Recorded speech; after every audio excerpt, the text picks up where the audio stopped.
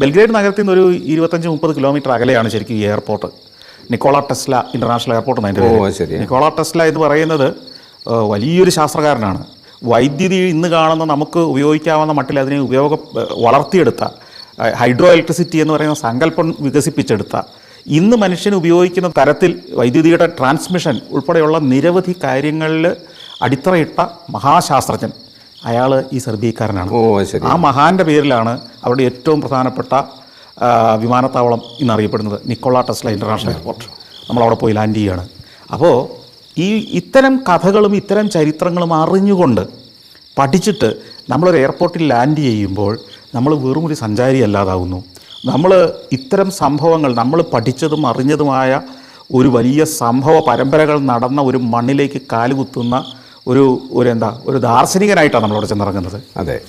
അപ്പോൾ ഈ രസകരമായ കാര്യം, ഇത്ര മഹത്തായ ഒരു സ്വപ്ന കാഴ്ചയിലൊക്കെ നമ്മളങ്ങനെ ഇരിക്കുമ്പം സെർബിയ എന്ന് പറയുന്ന നിക്കോള ടെസ്ലയുടെ പേരിൽ പ്രശസ്തമായ ഒരു വലിയ എയർപോർട്ടിലേക്ക് ചെന്നിറങ്ങുമ്പം അവിടുത്തെ ഇന്നത്തെ ജീവിതത്തിൻ്റെ ചില ദൈന്യതകളും നമ്മൾ കാണുന്നുണ്ട്. ഞാൻ പറഞ്ഞല്ലോ, എൻ്റെ വിമാനം പോയി റൺവേയിൽ കൂടി ഓടി അവസാനം പോയി എയർപോർട്ടിനോട് ചേർന്ന് പോയി എയറോ ബ്രിഡ്ജിനോട് ചേർന്ന് നിന്നു. നിശ്ചലമായി എല്ലാവർക്കും എഴുന്നേക്കാം. ഏറ്റിട്ട് ഞാൻ ബാഗൊക്കെ എടുക്കാൻ നിൽക്കുമ്പോൾ കാണുന്നൊരു കാഴ്ച, എൻ്റെ തൊട്ടടുത്തിരുന്ന ഒരു സ്ത്രീയും പുരുഷൻ്റെയും കാര്യം പറഞ്ഞല്ലോ, ഭാര്യയും ഭർത്താവും കൂർക്കം വലിച്ചുറങ്ങിയ കക്ഷികൾ. ഞാൻ നോക്കുമ്പോൾ കാണുന്ന കാഴ്ച, ഇത്തരം ഇൻ്റർനാഷണൽ ഫ്ലൈറ്റുകളിലെല്ലാം സാധാരണഗതിയിൽ നമുക്കൊരു പുതപ്പും തലയണയും തരും. അതെ. മിക്കവാറും എല്ലാ സീറ്റിലും ഉണ്ടാവും ഒരു പുതപ്പും തലയണയും, അതൊരു കൂട്ടിലിട്ട് വെച്ചിട്ടുണ്ടാവും. ഞാൻ നോക്കുമ്പം ഈ ഭാര്യയും ഭർത്താവും കൂടെ ഈ പുതപ്പും തലയണയും മടക്കി ഇവരുടെ ബാഗിനകത്തോട്ട് തിരികുകയാണ്.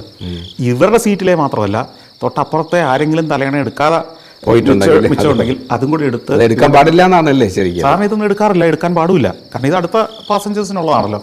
ചില ഉപകരണങ്ങൾ നമുക്ക് തരും. ഇവരൊരു ഗിഫ്റ്റ് പോലെ തരുന്ന ഒരു കൂടുണ്ട്. അതിനകത്ത് ബ്രഷും പേസ്റ്റും ചെറിയൊരു മേക്കപ്പ് കിറ്റും ഒക്കെയുള്ള ചില കൂടുകൾ, ചില പാക്കറ്റുകൾ ചില എയർലൈനുകൾ തരും. ഇത് പക്ഷേ ഈ വിമാനത്തിനകത്തെ പ്രോപ്പർട്ടിയാണ്. അതെ.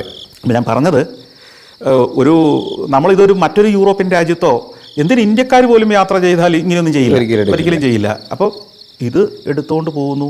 അത് അവരുടെ ഒരു ജീവിത അവസ്ഥയുടെ പ്രതിഫലനമാണല്ലോ.